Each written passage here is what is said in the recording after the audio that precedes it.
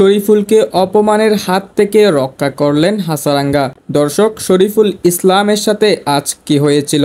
Lankan premier লিগে আজ মুখোমুখি হয়েছিল ক্যান্ডি ও জাফনা কিং। ম্যাচটিতে শরীফুল করে বসে অঘটন। জাফনা কিংস প্রথমে ব্যাট করতে নেমেই চালায় তাণ্ডব। জাফনা কিংসের ওপেনার পাতুন নিসাকা শরীফুলকে 4-6-এর বন্যায় ভাসিয়ে দেয় এবং পাতুন নিসাকা নিজের ব্যক্তিগত সেঞ্চুরিটা করে বসেন। দর্শক, আজকের ম্যাচে শরীফুল 3 ওভার বল করে রান খরচ করেন 47, তাও কোনো উইকেট ব্যতীত।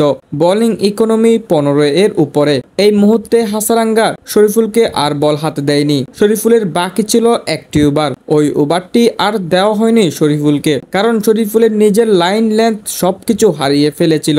আরো একটি ওভার করতে দিলে হয়তো রানটা 50-এর উপরে দিত শরীফুল। তাই বোলিংয়ে হাফ সেঞ্চুরি থেকে রক্ষা করার জন্য শরীফুল ইসলামকে আর বল দেওয়া হয়নি। জাফনা কিংস পরিশেষে 20 ওভারে 224 রানের বড় রান দাঁড় করায়। 225 রানের টার্গেট চেস করতে নেমে ক্যান্ডির ওপেনাররা আরো ভয়ঙ্কর রূপ নেই। ক্যান্ডির ওপেনার চান্দিমাল 37 বলে 89 রানের একটি জড়ো ইনিংস উপহার দিয়ে ম্যাচটিকে জয়ের অবদান রাখেন এবং এই ম্যাচটিতে ম্যান অব দ্য ম্যাচও নির্বাচন হন চান্দিমাল। অ্যাঞ্জেলো ম্যাথুইস দারুণ ফিনিশিং করে ম্যাচ শেষ করেন এবং শরীফুলের খারাপ ইনিংসটাকে বুলিয়ে দিলেন অ্যাঞ্জেলো ম্যাথুইস। যেহেতু ক্যান্ডি এখন ম্যাচ জিতে গেছে, তাতে কেউ খারাপ করলেও ওইখানে নজরটা কম পড়বে। দর্শক, আজকের ম্যাচে শরীফুলকে হয়তো হাসারাঙ্গা ও ম্যাথুইস অপমান থেকে বাঁচিয়ে নিতে পেরেছে, তবে আগামী ম্যাচে অবশ্যই তাকে কঠোর প্রস্তুতি গ্রহণ করতে হবে।